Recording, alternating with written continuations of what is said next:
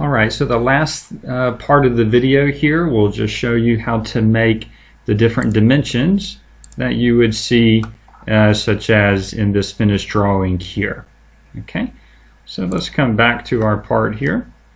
Alright, now make sure you're on the dimension layer. I don't know, you might have been on the text notes layer when you finished the last video. Make sure you're on the dimension layer. Okay, and now this general dimension tool right here is what you will use most of the time. Alright, so let's click on that, and now let's click between 2 points that you want to add dimensions to. So let's say from this corner down to this corner. So I've clicked one time here, and now come out and click again. Okay, then press escape. Well, if you look, you say, where's the dimension? If you scroll in, oh, there it is. It's 10 meters, but that's really small. You want to change the size of it. That's done by changing the dimension style in general. Okay, so to get to that, on your keyboard, type in DIMS, and you'll see that dim style come up there. Press enter. And you can define different styles here if you want. You could create a new style if you want. This is a ISO standard. There's different ones here. Okay, for different maybe architects or engineers, they would have different dimensioning standards, whether you're doing it in inches or whether you're doing it in decimal places or whatever. Okay. We can leave ours on this ISO here, and let's click on modify it. Okay, now click on modify. This right here is just a preview of what it's going to look like. Okay, so let's click on modify. There's a couple things we want to change. Well, first, the text height was really small, so I don't know, let's make it 100. We can try that. So lots of things we can change here, right? What the primary units are. This is important. If you click on primary units, notice here the decimal separator. We don't want to use a comma. Let's use a period. Okay, instead. So change that to period. Lots of different things you could specify. You could specify the text placement. Instead of beside the line, you could put it over the line, beside the line, lots of different things. Let's say we'll try that 100.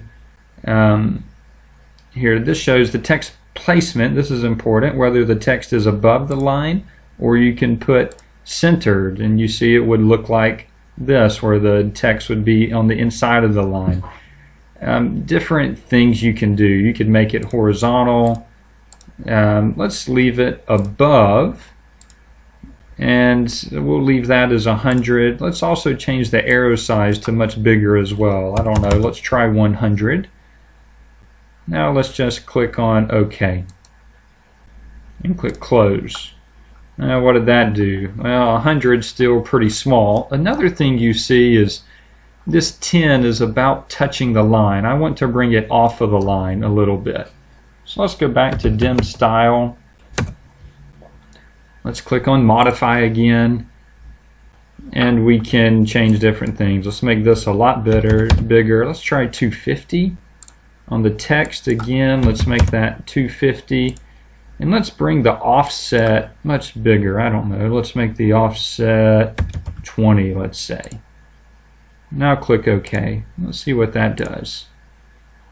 That's getting better. Okay, the offset could stand to be a bit bigger. Okay, again, I can do dim style, press enter, modify. So again, I'm just playing around with these numbers. Let's make that 50. We can even make the text height quite a bit bigger if we want. I don't know, let's make it 300. Press enter. Okay, so there, that is 10 meters. Okay, so now with that, with the style set, if I click on dimension here, now I can go dimension other things. I can click on, let's say, this corner, and then dimension to that corner, click there, and then click again where I want to place it. Press escape. Okay. If you want to change something about the dimension, you could click on it, and then you see these little boxes. I can click on this box and move it in. Could move it out like that. Okay, I could even move the 15 left or right, something like this. Okay, so there's lots of things you can do just by editing, by clicking on these boxes and moving. Okay. Let's say for this air vent, I could go through and dimension. If I want to start a dimension here, well, if I click there, there you go. Now let's come to, there's 1.4. Okay.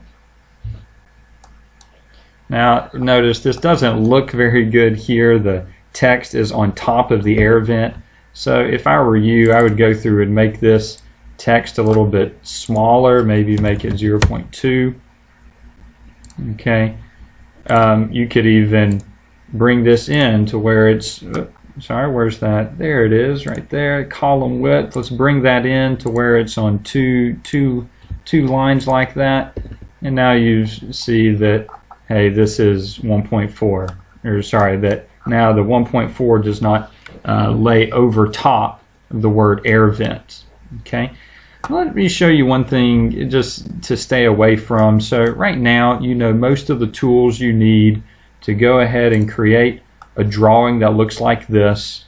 Okay, so you've seen these dimensions. Notice how I have the dimension on the inside of the line, not above the line. Well, how would you change that? You see my number is above the line. Go back to the dim style. Let's click on that. Let's modify what I have. And then on the text tab, instead of the text placement being above, I could put it on centered like this. And then click OK, OK, and now you see it's centered. Okay, so that's how I would change that. You see it makes that 1.4 centered there. All right. Just another thing to watch out for, some things you probably don't want to do that are, well, things that are bad practices when dimensioning. Let's say if I want to dimension, let's say the end, I don't know, this, the length of this room here. You could dimension from, let's say, this corner to this corner and then drag it out here. One of the problems with that is you see these green lines here, those, oops, sorry. These lines here are called the leader lines. You don't want your leader lines to cross and lay over the top of lots of things. You want to avoid that if possible. So let's delete that. So it would be better if I want to define the length of that room to go from there to here. And now you can see that line only, the dimension line only has to cross the wall here. Okay. Typically there's more I could talk about on the theory of dimensioning, but I'll do that on lectures in class. For now, this shows you all you need to know in order to now make your drawing look something like this. So continue with the dimensions until you've made your drawing look exactly like this. That's all. So you've finished now most of the basic tools in AutoCAD, guys. We've talked about how drawing commands, modify commands, annotation commands, layers, and blocks. This properties up here are simply things to change the color of the line, okay? Change the thickness of the line. You can change whether lines are let's say a different continuous, or you can make them dashed and different things like that. Okay, so lots of things we can change, but what we've done now, you have lots of tools to be able to draw most anything in AutoCAD now.